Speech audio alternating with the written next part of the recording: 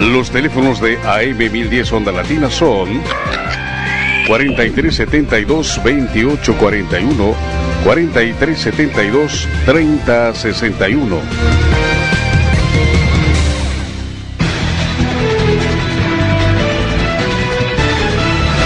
Fin del espacio publicitario.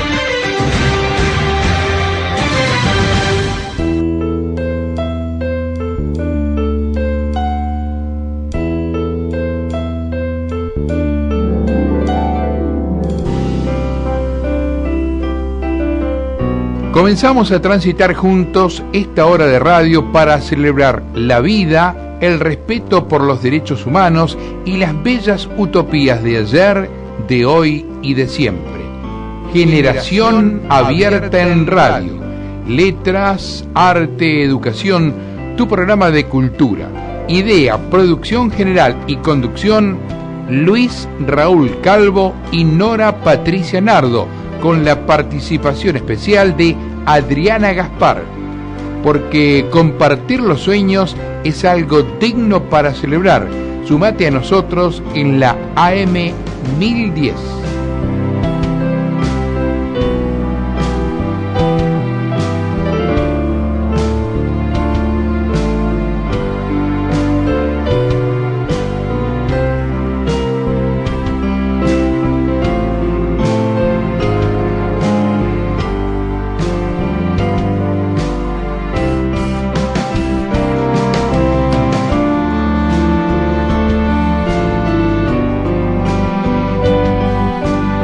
Acabamos de escuchar fragmentos de la versión instrumental de la canción La Vida, Siempre la Vida, de Luis Raúl Calvo, con el acompañamiento musical del maestro Oscar La Higuera. Hola, ¿qué tal? Buenas tardes, nuevamente acá en la AM 1010 Onda Latina con Generación Abierta en Radio. Vamos a estar juntos compartiendo literatura, arte, educación, también entrevistas en vivo.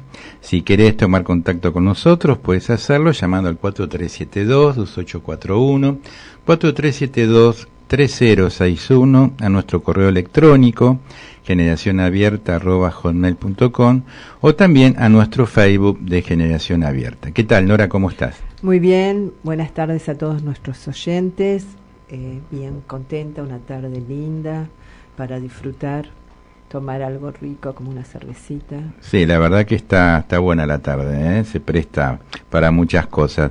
Y la tenemos acá en nuestro estudio a Diana Gaspar. ¿Qué tal, Diana? ¿Cómo estás? Hola, ¿qué tal? ¿Cómo están? Muy bien. Bueno, me imagino que muy contenta, ¿no? Porque hace muy poquito presentamos en el Café Antonio Liberti Rocco Incardona, Cuerpo y Libertad. Sí, muy contenta, la verdad que sí. Bueno, ahora empieza a caminar el libro, ¿no? Como claro. Yo digo, porque un libro no es como una muestra, ¿no? Que tiene los 15 días de vigencia mientras se está exponiendo, y después, bueno, uno se tiene que encargar de sacar fotos y visualizarla a través de la imagen. El libro es diferente, el libro uno lo presenta. Estuvo muy lleno, estuvo muy lindo la presentación, todo, pero ahora empieza a circular, ahora le empieza a llegar a los demás. Claro, marcás bien esta diferencia, ¿no? Vos acostumbrada justamente a las muestras, ¿no? A toda una cosa diferente en la cual por 15 días, ¿no? Se ponía mucho para que esa muestra sea visitada, conocida, ¿no es cierto?, criticada. Y porque una muestra es como una obra de teatro, como un ballet, tiene un tiempo más acotado. En cambio, un libro, yo creo que, que justamente empieza a hacer su camino después de la presentación, ¿no? Se empieza a vincular con los otros. Claro. ¿Y cómo surge Rocco Incardona, Cuerpo y Libertad? ¿Por qué no le contás un poquito a nuestros oyentes el origen del libro? Bueno, el origen del libro surge a raíz de una conversación con Paco Díaz Alejo, que él me muestra la obra, un libro que él había editado con muchísimas imágenes de Rocco, y él me empieza a mostrar el libro. Fue el día que se hizo la presentación de un libro de poesía en el que los poemas estaban basados en la obra de Los pájaros de Rocco, y bueno, yo lo empecé a ver y en realidad a mí lo que me llama mucho la atención son los cuerpos, ¿no? Esta imagen, este icono del cuerpo que presentaba Rocco, y me empezó a gustar mucho, y bueno, y así un poco salió la propuesta de hacer el libro, ¿no? Me parece que los cuerpos es como ese escenario trascendente en la obra de Rocco Incardona. Uh-huh. En tu obra también están presentes los cuerpos, ¿no? Sí, en mi obra están presentes en estos últimos 2 años, porque estoy trabajando con un tema quizás más que tiene que ver con la violencia de género, entonces trabajo con cuerpos quemados, o un poco mujeres con los ojos vendados, claro, ¿no? Con todo ese mandato de decir no pueden ver o no quieren ver. Bueno, ahora el otro día me han contado otra teoría que me dispara para otra temática, ¿no? Bueno. Pero sí están presentes, pero bueno, desde otro lugar. Acá quizás en mi obra los cuerpos sí están presentes, pero hasta podría decirte desde una visión más tradicional. En cambio, la obra de Rocco es una imagen muy transgresora sobre todo para la época en el que él la realizó, no para estos tiempos, década del 70, realizada en España. Claro. Vos hablas de diferentes épocas, ¿no? Como que la obra de él trasciende una época y aparecen otros movimientos dentro del arte de él acompañando esa época. Claro, porque él entra a la escena oficial justamente con la obra de los pájaros. La escena oficial para un artista plástico es cuando hace su primer muestra en un lugar autenticado, institucionalizado, como en ese tiempo lo fue la Galería Lirolay. Hace su primer muestra aquí en la Argentina, y después, poco antes de irse a España, comienza acá a trabajar el tema de los cuerpos, pero lo desarrolla fundamentalmente en España, porque en España estaba, si bien todavía vivía Franco cuando él empieza a desarrollar esa obra, pero ya empieza a ser otra España, una España necesitada de ciertas libertades, que después, bueno, estas libertades hacen su anclaje y se hace lo que conocemos como el destape de España, ¿no? Culturalmente. Más transgresora. Mucho más, sí, acá también después fue transgresor la obra de ciertos artistas plásticos, pero más quizás fines de los 80, años 90. España fue una visionaria seguramente en estas temáticas. Además fue una visionaria en dar lugar, en reconocer y mostrar estas nuevas identidades también que aparecían, que es lo que está inmerso justamente en la obra de Rocco, estos cuerpos, digamos, con sus dos sexos. Es muy interesante la obra, porque además está todo como muy cuidado y hecho con mucho criterio. ¿Cómo fue la construcción del libro? Es decir, vos te encontrás con un artista visual, ¿no es cierto?, del cual tenés cierto material bibliográfico. Claro, y bueno, Paco... ¿Cómo pensaste el libro, digo? Bueno, el libro lo empecé primero, sobre todo, mirando muchas imágenes que me acercó Paco, con pendrive, con obra que me trajo a casa, con CD, con los libros que él me obsequió. Y bueno, y después lo pensé siempre como en 3 grandes partes, ¿no? La parte introductoria, pero que tenía que ver también con esos pájaros que fueron importantes en el comienzo de su vida artística, con el cuerpo, que de hecho es el capítulo más largo, y para mí, yo siempre digo que es el más fuerte y es el que realmente consolida la obra de Rocco. Y después el cuerpo atravesado por la naturaleza, o la naturaleza atravesada por el cuerpo. Esa es una pregunta, ¿no?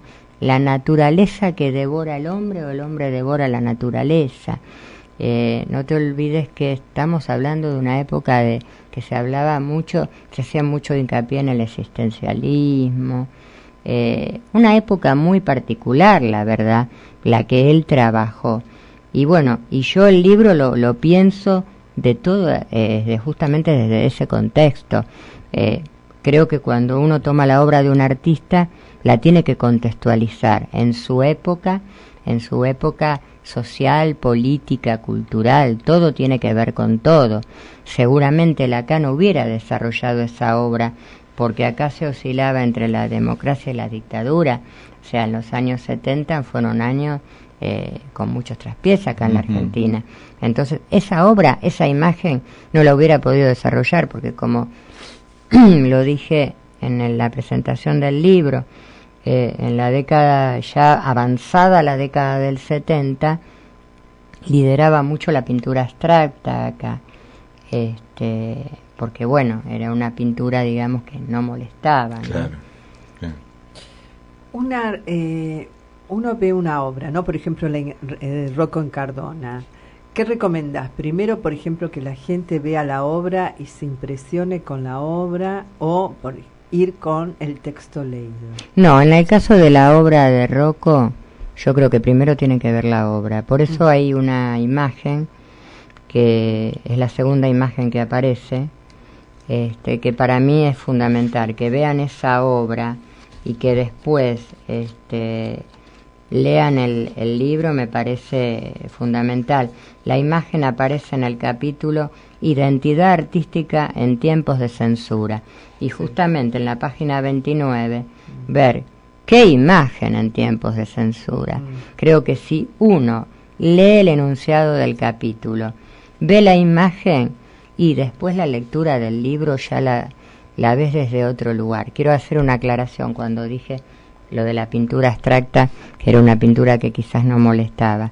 Esto no le saca mérito para nada a la pintura abstracta. La pintura abstracta es valiosa. De hecho, tenemos artistas mundiales como Kandinsky, como Malevich, como Mondrian.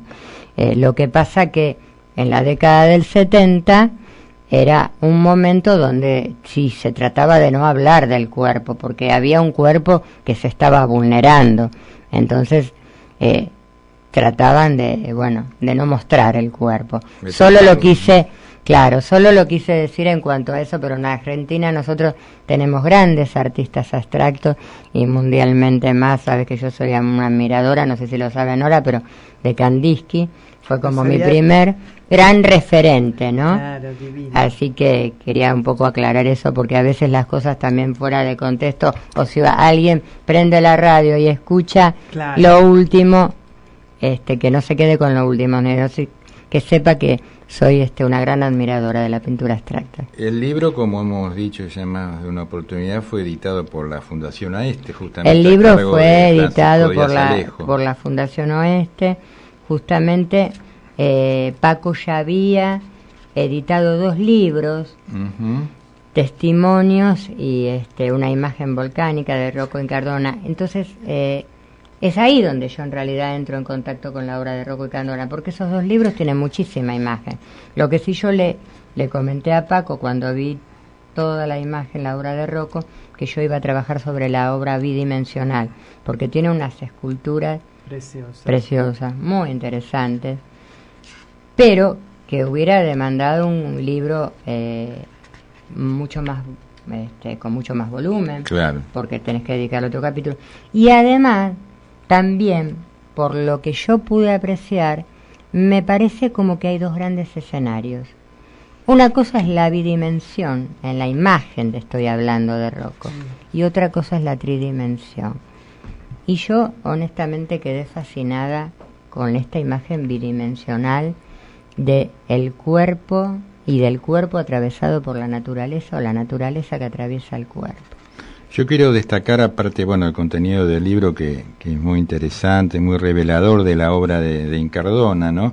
Las imágenes que vos elegiste, y qué bien que salieron, ¿no? Las imágenes el libro tiene muy buena calidad. Realmente nuestro amigo Gino de su impresa ha aportado.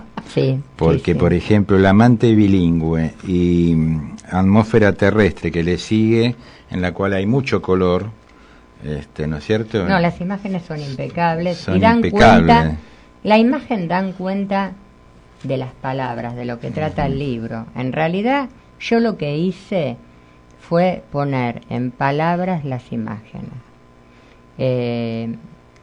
Es difícil hablar Un poquito más lejos del micrófono. Es difícil hablar del cuerpo en un libro, ¿no? Porque a veces puede molestar o no, o puede llamar la atención. Y este es un ensayo de artes visuales, pero bueno, ustedes si lo leyeron, vieron que tiene una lectura que es muy dinámica y no es muy técnica en cuanto a tener un vocabulario, un código específico de las artes visuales. Es un libro que lo puede leer una persona que a lo mejor no estén tanto en contacto con las artes visuales. Vos hablas del cuerpo en cuanto al sentido de la represión, de la censura, ¿no? Claro, de los propios prejuicios y estereotipos, ¿no? Totalmente. Por eso digo que ya escribir sobre el cuerpo, y ya también yo estoy transgrediendo las normas, un poco. Las transgredió Rocco en su momento con la imagen y yo con las palabras. Pero bueno, creo que cuando uno hace una obra tiene que transgredir las normas, tiene que ser un desafío. Y bueno, y uno se juega al pensamiento de los demás. Muy bien, vamos a ir al primer tema musical y después seguimos conversando con Adriana Gaspar y desarrollando también otras temáticas. Adelante, Aníbal.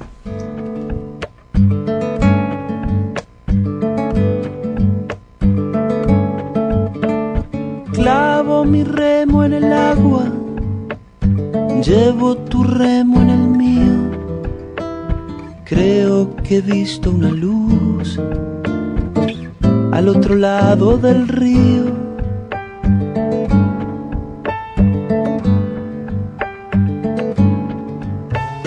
El día le irá pudiendo poco a poco al frío. Creo que he visto una luz al otro lado del río.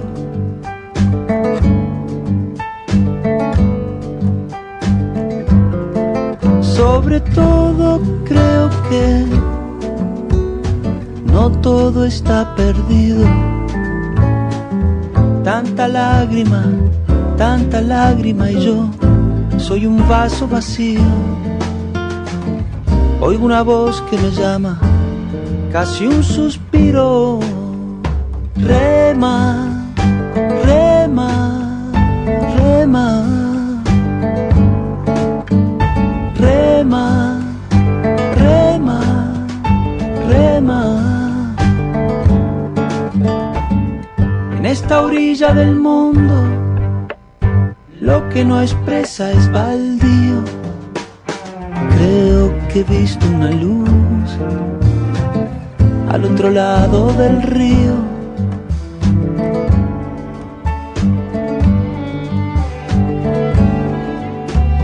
Yo muy serio voy remando, muy adentro sonrío. Creo que he visto una luz al otro lado del río.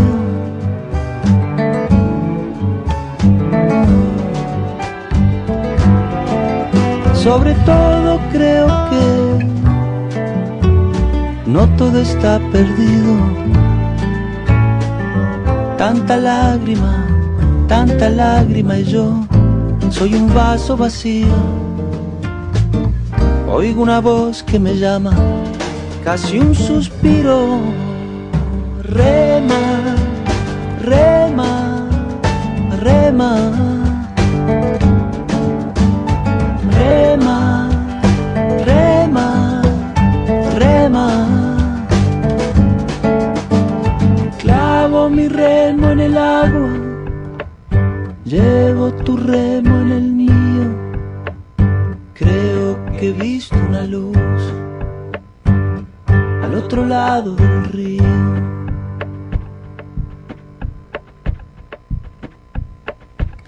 Escuchamos a Jorge Drexler en este tema, Al otro lado del río. Habíamos comentado de Jorge Drexler, cantautor uruguayo, nacido en el año 1964. Este tema justamente es muy particular porque él obtiene un premio Oscar por esta canción Al otro lado del río. Y un detalle anecdótico para contar. Sí. dice que la organización del evento de la entrega de los premios Oscar decidió que el cantautor uruguayo no debía interpretar su canción, hasta ese momento nominada en la categoría de Mejor Canción Inédita para una película por su tema Al otro lado del río, en el film Diarios de motocicleta. ¿Por qué? Decían que Dresler no era una figura lo suficientemente conocida como para hacerlo. A pesar de no estar de acuerdo con la decisión, Dresler acepta las medidas tomadas y aclaró que este penoso incidente fue parte de los organizadores del evento y no de la academia. Durante la entrega de los premios Oscar, la canción fue interpretada por el actor Antonio Banderas, acompañado del guitarrista Carlos Santana. Días antes, Dresler había mostrado su disconformidad por este hecho. Así que fíjate vos que cuando se acercó a recibir el premio, en vez de dar el respectivo discurso de agradecimiento, ¿sabes lo que hizo? No, ¿qué hizo? Interpretó un fragmento de su canción a capela, obteniendo de alguna manera su revancha. Qué bueno, ¿eh? Claro. Bueno, Jorge Dresler, excelente cantautor uruguayo, lo tenemos acá en Generación Abierta en Radio. Y vos hablabas, Nora, de un artículo muy interesante publicado sobre ética y convivencia. Sí, que el libro era, ¿cómo se llama ese libro? Este libro se llama Convivencia y Escuela Media, hacia una transformación del rol de los profesionales, editado en 1994. De los profesionales, sí. De los profesionales, sí, es claro. Verdad. Es el único libro, primero y único, como para tenerlo en cuenta, y en todo caso también recordarles a la gente del Ministerio de Educación lo importante que es seguir avanzando en este tema, ¿no? Primer y único libro publicado sobre la tarea de los profesionales de PSI en los departamentos de orientación. ¿Vos sabés en qué año fue publicado ese libro? 1994. 1994. ¿Y vos sabés cómo se publicó? Sí. Como un esfuerzo cooperativo de los profesionales. Así es. Sí, están muy perdidos, por lo que me dice la gente, están muy perdidos los profesionales que están trabajando en los departamentos de orientación porque no hay directivas claras.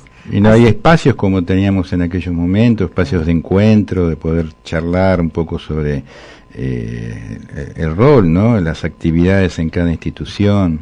Sí, sería bueno retomar esos espacios y bueno, así el colectivo puede trabajar acerca de su rol y en estos tiempos tan difíciles como abordar las situaciones conflictivas que se vayan presentando. Seguro. Comienzo, quizás el artículo comienza graciosamente, pero lo voy a leer, porque también es transgresor. Quisimos citar a Bochensky, pero nos ignoró y no vino. Intentamos seguir a Foucault, pero a Celedón nos dejó atrás y lo perdimos. Invocamos a Freud, pero estaba ocupado y mandó a Mesmer a disculparse por él. Desorientados, probamos adoptar un código de ética, pero solo nos dieron la tenencia de un patulucito. Finalmente, decidimos sujetarnos a la ley, pero con tanto ir y venir, adelgazamos de tal modo que no nos va tan holgada que se nos cae. Bueno, así es la introducción de nuestro artículo Ética y Convivencia, que tiene que ver un poco con clarificar algunas cuestiones que tienen que ver con la ética y el secreto profesional en el trabajo de los profesionales, sí, en las escuelas. Era interesante, bueno, trabajar este tema que no había sido abordado por los profesionales y lo trabajamos conjuntamente con María Campagnaro, Ana Fuentes, Claudio Hinojosa, Laura Escaciota, Claudia Usubiaga, vos y yo. El abordaje surgió a partir de nuestra realidad cotidiana y del trabajo diario en todos estos años. La complejidad de lo abordado nos llevó a recorrer distintos autores y saberes. Entre ellos nos preguntamos acerca del qué dice el Código Penal acerca del secreto profesional. Dice que compete a toda clase de actividades que suponen un título o autorizaciones especiales ejercidos como medio lucrativo de vida, reconocidos jurídicamente como legítimos. La revelación del secreto profesional no es lo que se sanciona, sino el daño que puede causar su divulgación. Lo que legitima la revelación de un secreto es la justa causa, cuando se realiza para evitar un mal mayor. Esto también nos dio a preguntarnos qué dice acerca del ejercicio del rol profesional del psicólogo con respecto a este secreto profesional y a la ética. La ley del ejercicio profesional del psicólogo dice que guardar el más riguroso secreto profesional sobre cualquier prescripción o acto que realizare en cumplimiento de tareas específicas, así como de los datos o hechos que se le comunicaren en razón de su actividad profesional sobre aspectos físicos, psicológicos, ideológicos de la persona. Y entonces también empezamos a recurrir, porque era un tema que nos resultaba como difícil. Porque estamos hablando del trabajo de un psicólogo dentro de una institución educativa.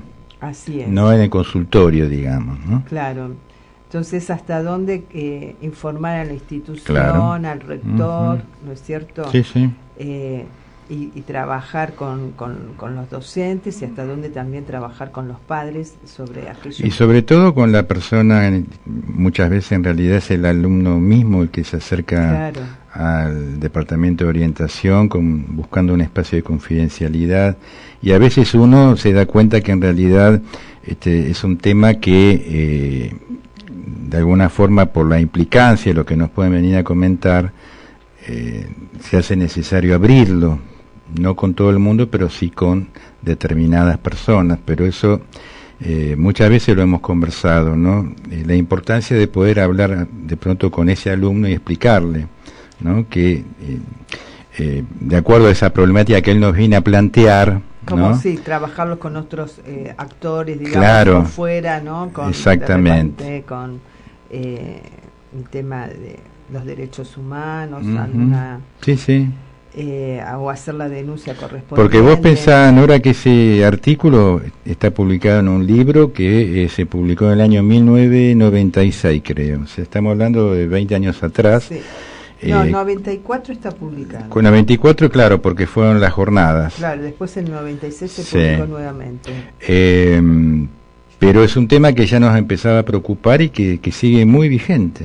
Porque nos preocupaba también porque teníamos quizás, primero, nuestro rol no estaba totalmente legitimado, ¿no es cierto? Entonces teníamos la presión, y a veces también existe hoy en día, la presión del director o de la directora o alguna autoridad de saber qué le pasa a ese chico, ¿no? De querer saber qué pasó en la entrevista, qué dijo, qué tiene, y entonces como obligándonos a decir un diagnóstico o revelar algún secreto profesional. Claro, claro.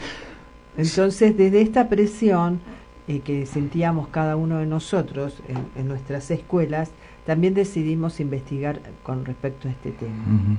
No estaban los cargos legitimados en aquellos años. Teníamos cargos de preceptores, maestros de taller, ayudantes de trabajo práctico, desarrollando sí nuestra tarea profesional. Pero, claro, no era lo mismo que vino después, ¿no? Cuando de pronto se pudo poner en palabras precisas, digo, ¿no? Que el psicólogo que estaba en el departamento de orientación era psicólogo, no maestro de taller, y en el caso de ustedes, psicopedagogos, ¿no? Claro, así es. Fue un trabajo arduo que realizamos, y bueno, previo a este trabajo, quizás a poder lograr este reconocimiento, nos reuníamos en un grupo de profesionales de Caballito semanalmente para trabajar el rol, ¿no es cierto? Para trabajar las preocupaciones y cómo abordar cada una de las situaciones. Creo que había un compromiso muy importante en los profesionales, sí, de aquel momento. Sí, sí, había mucho compromiso con el rol, con la tarea, ¿no es cierto? Porque bueno, que es tan necesario eso. Quizás ahora no lo haya porque había que construirlo, ¿no? Y cuando uno necesita y tiene la necesidad de construir su rol, sus funciones, se moviliza, me parece, de otra manera. Sí. Yo porque hasta ahora no entiendo mucho qué pasa con nuestros colegas, ¿no? Por eso lo digo, quizás aquel momento era un momento de apertura, de construcción permanente y de logros. Cada logro era festejado. quizás los profesionales que no tuvieron esta lucha lo vivan como algo cotidiano. Seguro. Y no se plantea acerca ni del rol ni esto de la ética. No hace mucho, conversando con un joven profesional, surge el tema me dice, uy, si yo pensé que siempre estábamos con el cargo nuestro psicólogo, ¿no? O sea que claro, de pronto gente joven que se incorpora al sistema a lo mejor entiende de que siempre trabajamos con el cargo oficializado, con las funciones claras, ¿no? Claro, si no hay un otro que se encarga de explicárselo, en realidad nadie se lo va a explicar. Sí, sí. No es tema tampoco de la facultad y quizás tendría que serlo, ¿no? Para trabajar después dentro del sistema educativo desde otro lugar, ¿no? Así es.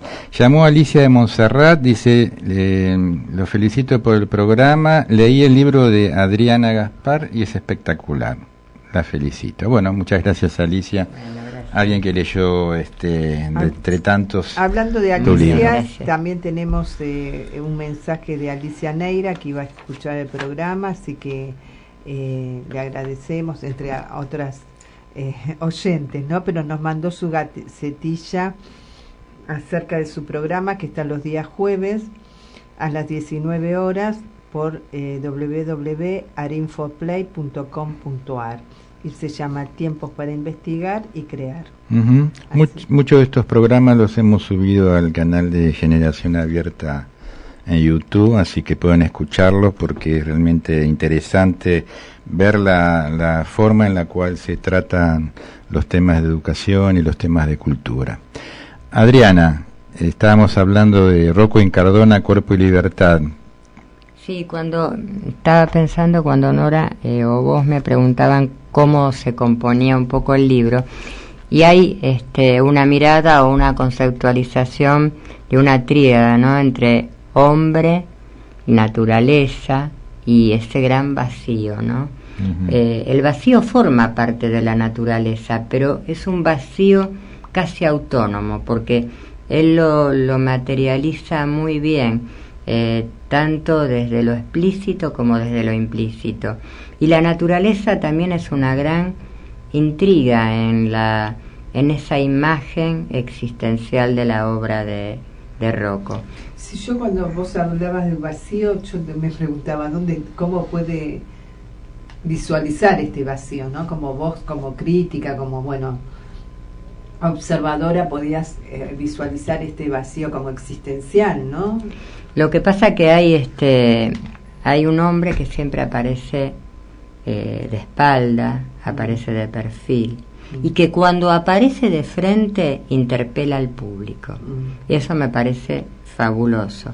Y después hay un vacío, que es un vacío muy fuerte. Hay estéticamente, desde lo formal podemos decir que hay unas franjas de color, de un color pop, ¿no?, que había llegado esa estética mucho en esa época a España. Son los colores vibrantes, los colores puros, el rojo, el amarillo, el violeta, sin la mezcla de otros tonos, que aparecen como barreras que atraviesan a ese hombre, o ese hombre es atravesado, pero siempre en esa singularidad y esos grandes espacios que terminan devorando al hombre. Y yo es una pregunta que hago, o el hombre devora la naturaleza, ¿no? Hay como que meterse mucho en la obra de Rocco. Yo lo dejo un poco abierto, hago algunas preguntas que justamente dejo abierta a la mirada del espectador o a la lectura del lector. Yo creo que cuando el lector lea este libro se va a entusiasmar por querer conocer más obra de Rocco. La idea es justamente abrir una página de Facebook con material y obra del artista, porque, bueno, quizás acá no ha sido tan conocido, pero a muchos le ha impactado la obra de él, que han conocido a través de mi libro. Claro, como que hay un deseo de poder conocer un poco más sobre su obra, ¿no? De poder conocer más. El que conoce El amante bilingüe, o conoce Serie Iris de 1971 y quiere conocer más, porque dice cómo pasaron, cómo esta imagen circuló en el mundo del arte y yo no la conocía. Claro. Qué interesante, ¿no? Que lo que puede provocar un libro, ¿no?, de crítico acerca de la obra tu libro en especial, acerca de la obra de Incardona, que otro quiera conocerlo, que se pueda llegar a abrir una página de Facebook, ¿no? Como esto de que la obra no quede, como vos dijiste, la obra queda en una muestra. Claro, porque pierde. si se hubiera hecho una muestra, una gran muestra de Rocco, hubiera tenido un tiempo limitado. En cambio, a través del libro, la obra puede empezar a circular. Y digo la página de Facebook porque en el ambiente de las artes visuales lo más común justamente es abrir una página de Facebook para mostrar las obras de los artistas, poner texto, y como que esto me parece lo más apropiado, ¿no? Porque es una forma de que su obra pueda trascender a gente que de pronto no sabía de su existencia. Claro. Paco Díaz Alejo, que lo trató mucho, ¿no? Fueron muy amigos con Rocco, y aparte, como decías vos al principio, trabajó en 2 de los libros anteriores. Sí.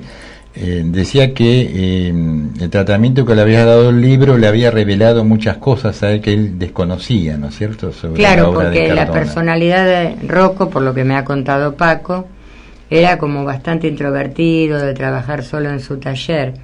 Y entonces él me dijo que un poco la visión mía desde la obra de Rocco, porque todo el análisis del libro tiene que ver con ponerles palabras a las imágenes, claro, no a la persona. Claro. De pronto a él, que lo conoció tanto y que fue su amigo, le ha hecho descubrir otro mundo, le ha hecho entrar desde otro lugar a su obra. Y en el caso de él, que fue tan amigo de Rocco, quizás también descubrir parte de su vida, ¿no? Claro. Porque él estuvo en mucho contacto con Rocco. Distinto, yo que lo que conozco es la obra de Rocco, ¿no? Sí, sí. Y que además creo que en esto hay que ser muy serio. Y si yo soy crítica de arte, me voy a basar en la obra del artista y no en la vida, porque creo que para escribir sobre la vida y sobre la incidencia de la vida en la obra, creo que uno tiene que tener también una formación que tendría que ver más con la ciencia, con la psicología. Claro. Y esto sí no sería serio, me parece. Vos dijiste bien como crítica. Vos sos artista visual y después hiciste la especialización en crítica. Yo soy artista visual y bueno, soy licenciada en artes visuales de Luna y después hice un posgrado en crítica de arte.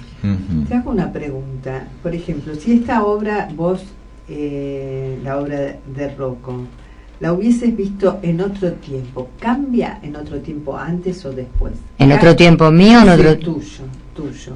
¿Cambia la manera de analizarla? ¿O tiene que ver también el artista, el crítico de arte, con el tiempo que está viviendo para poder interpretar otra obra? La pregunta es interesante. Tiene que ver, si lo hubiera visto en la década del 70 y no hubiera podido hablar. Claro. Si lo hubiera visto en tiempo real, como dicen ahora los adolescentes, ¿no? Tiempo real. Claro, hablarías hoy quizás también desde otro lugar. Desde otro lugar. El conocerla ahora, creo que también una cosa es la formación que uno tiene como artista. Sí. Yo además soy profesora universitaria, egresada de Luna. Creo que una cosa es la formación como artista y otra es también como académica. Y también es hablar de una obra en tiempos en que esto de mostrar y trabajar sobre las nuevas identidades se está como poniendo muy en el destape. O sea, ese destape que vivió España en la década del 70, que empezó a vivir mediados del 70, nosotros lo vivimos acá muy posterior, y tampoco fueron tantos los artistas que comenzaron a transitar y hablar de ese destape. Claro, ¿no es cierto? Entonces creo que yo en este momento estoy trabajando mucho el tema del cuerpo, trabajando mucho más allá de las producciones que tienen que ver con una temática de este cuerpo vulnerado de las mujeres. Estoy trabajando mucho la cuestión esta de la diversidad del cuerpo. Sí. Y creo que que la obra de Rocco llegó en un momento muy especial de mi formación, de mi labor, de de mi producción como crítica, porque venimos trabajando sobre esta jornada de diversidad, de subjetividad, hablando del cuerpo, de cuerpos diversos, de identidades, de género, y creo que llegó en un momento muy apropiado. Y además creo que cuando uno más se nutre, más sabe, más estudia, puede desarrollar mejor un texto, una obra o lo que fuese, ¿no? Recibimos mensaje WhatsApp, los estoy escuchando desde España, me ha gustado mucho, gracias a Generación Abierta en Radio. Es Paco Pepe Díaz Aleja. Muchas gracias. Bueno, vamos a ir a otro tema musical con Jorge Drexler y seguimos con Generación Abierta en Radio. Adelante, Aníbal.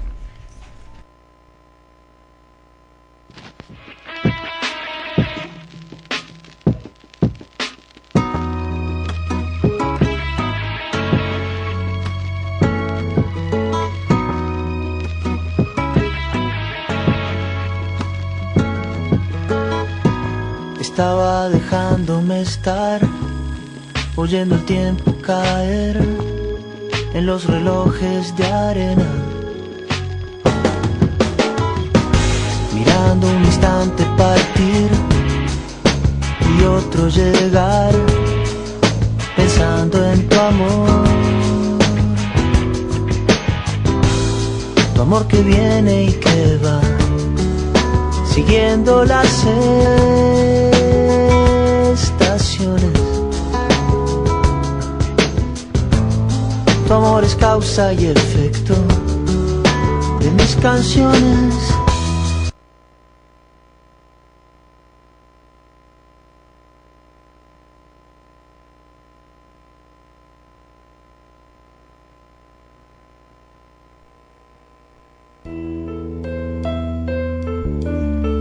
Bueno, continuamos acá en Generación Abierta en Radio.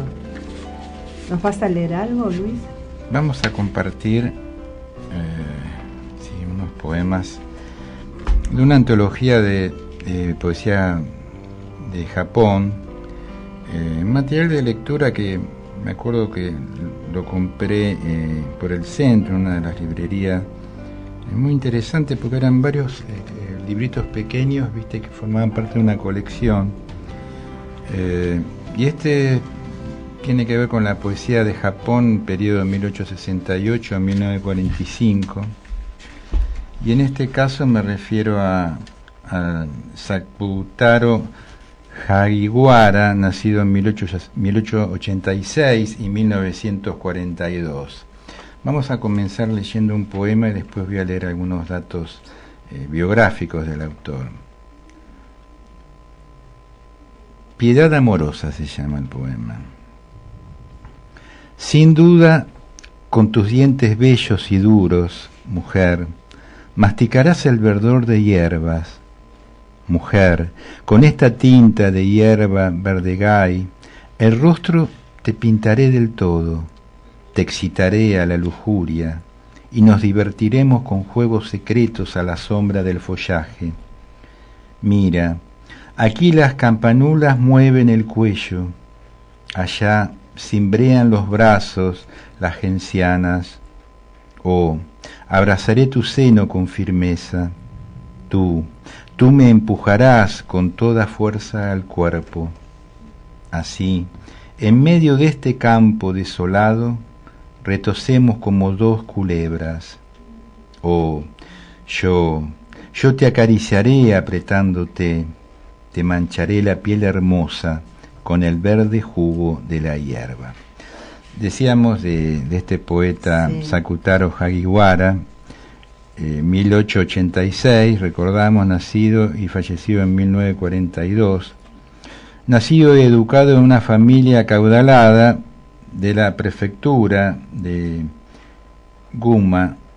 Nunca tuvo problemas de tipo económico, pero sufrió constantemente por su poca salud.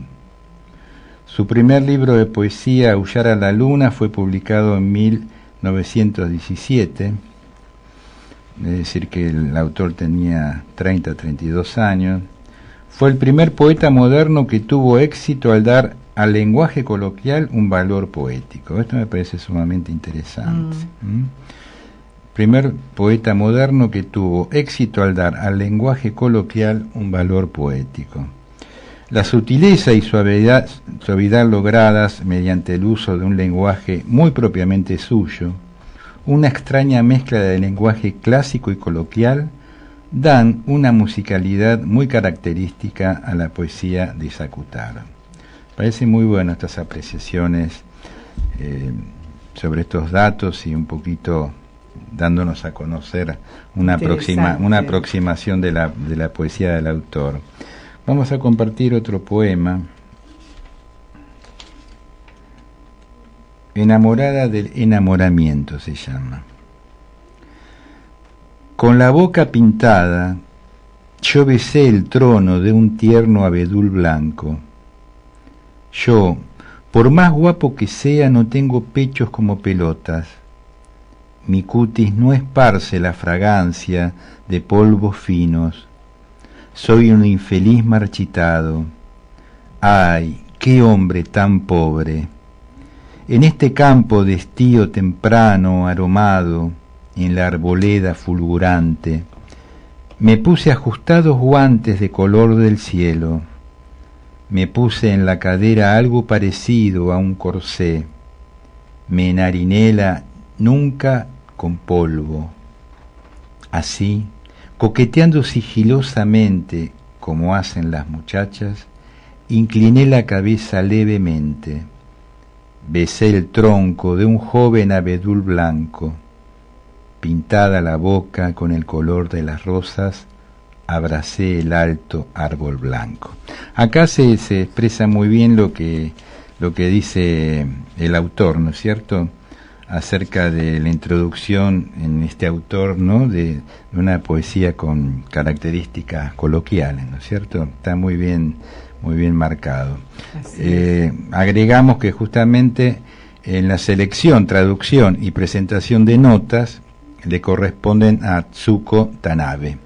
Es decir, que estos párrafos que leímos acerca de la obra de Aguijuara le pertenecen a Tanabe. Sí, ahora seguramente, Adriana, vas a seguir. Sería bueno que leas quizás algún párrafo del libro. Lo que me pareció también muy interesante fue el prólogo que te hizo Leonor Calvera, ¿no? Sí, la verdad que es muy interesante, porque, bueno, tiene es un prólogo con dos partes. Primero habla un poco de esta función del crítico y después del libro. Sí. Así que esto es muy interesante porque lo hace, podríamos decir, hasta didáctico, claro, para el autor, ¿no? Para el autor, para el lector, sí, perdón, sí, para el que lo lee, ¿no? Así es.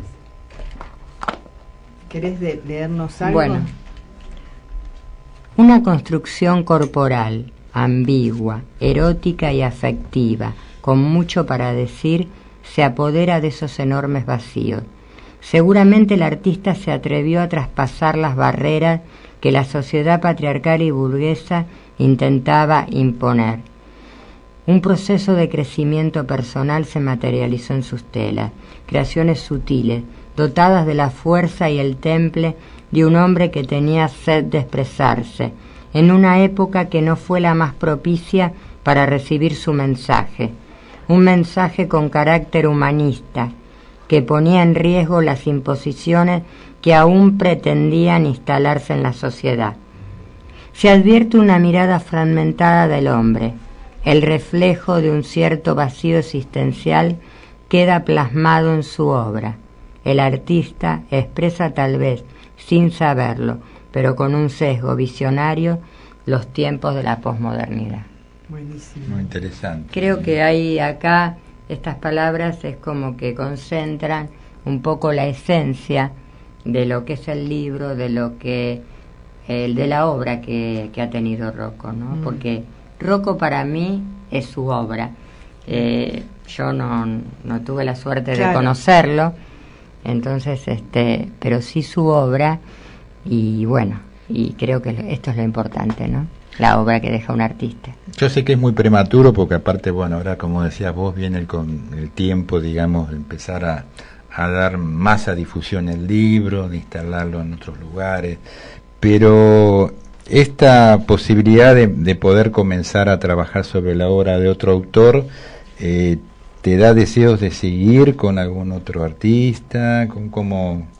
Sí, no sé si con algún artista en particular en este momento, pero sí con la temática del cuerpo, de este cuerpo que se está exponiendo en el siglo XXI y que todavía lucha contra muchas barreras. Por un lado, son dos ejes diferentes. Por un lado, las nuevas identidades que todavía no son aceptadas por la gran masa de esta sociedad dominante. Y por otro lado, el cuerpo que intentan imponer desde las normas y desde el mercado, ¿no? Este cuerpo de Barbie, que es un cuerpo totalmente superficial y enfermo. Claro. Bueno, o sea que te movilizó para seguir. Yo estoy trabajando con la temática del cuerpo, sí, y sé. Evidentemente y justo este autor, aparece Rocco en mi vida. Claro, y aparte, y eso... bueno, que yo creo que aparece Rocco en tu vida y bueno, Paco que te hace esta propuesta o te trae este material de él. Y la identificación, que me parece, porque para poder escribir igual... lógicamente. ¿no? Tiene que haber algo que te movilice. La obra te tiene que movilizar, te tiene que gustar, pero acá lo más gracioso, lo anecdótico, que Paco lo primero que me muestra fueron los pájaros, porque en realidad el libro que se presentaba ese día tenía que ver con poemas sobre los pájaros. Y claro, que se presentó el libro de Celia Fischer, que lo presentamos. Entonces yo lo veo las imágenes de los pájaros, pero en realidad lo que me empieza a atrapar es el cuerpo y la naturaleza, esa naturaleza que devora a esa abstracción que penetra en el cuerpo, o una abstracción que devora a la naturaleza y al hombre. Claro, está bien. Todavía eso está como en signo, ¿qué es? ¿No? Como signo de interrogación. Es que yo creo que la obra de un artista siempre, tiene que quedar abierta, porque en una lectura del público, de un espectador, intervienen varios factores. En la imagen, cuando uno mira una imagen, intervienen varios factores. Y te diría que aún cuando uno lee un libro también intervienen varios factores de la vida de cada lector. Claro. Es que no podemos dejar de dudar de que la subjetividad de cada uno aparece manifiesta, ¿no? En poder contemplar una obra, ¿no? Totalmente, sí. Pensaba en las manchas de Roger, ¿no? ¿Cómo puede ser que uno ve una lámina en la cual vos podés ver una cosa, yo otra y Adriana otra? O sea, eso marca la subjetividad, ¿no? Así es, sí. Bueno, Adriana, te felicitamos por este libro que has llevado a cabo. Lo felicitamos a Paco Díaz Alejo, porque realmente con la Fundación Oeste está haciendo una obra, ¿no?, muy valiosa. Son varios los libros que ha editado, apoyando a autores, ¿no es cierto?, artistas, así que desde su fundación es muy valioso. Así que bueno, te seguiremos compartiendo los martes con las charlas sobre artes visuales. Sí, ¿no es cierto? Seguiremos trabajando un poco sobre artes visuales y un poco con el espectador también sobre un lenguaje quizás más moderno, contemporáneo, para que se anime a entrar a las galerías. Eso es muy importante. Que es un poco de educar, ¿no? De educar desde las artes visuales, que es lo que hace falta muchísimo en las escuelas, trabajar desde el jardín. Seguro. Bueno, mucha suerte, ¿eh? Bueno, muchas gracias. Nos llamó Antonella de Caballito, nos dice muy interesante el programa y nos manda saludos. Ay, muchas gracias. Bárbaro.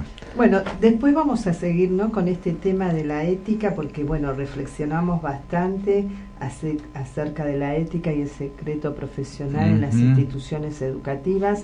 También hay interrogantes para abrir, otros están como cerrados, pero otros se siguen abriendo, así que es un artículo que no pierde vigencia. No, al contrario, justamente es un tema que se sigue tratando desde la Asociación de Psicólogos, y que muy próximamente seguramente vamos a tener algunos de los profesionales acá con nosotros para poder seguir desarrollando esta temática, ¿no? Así es.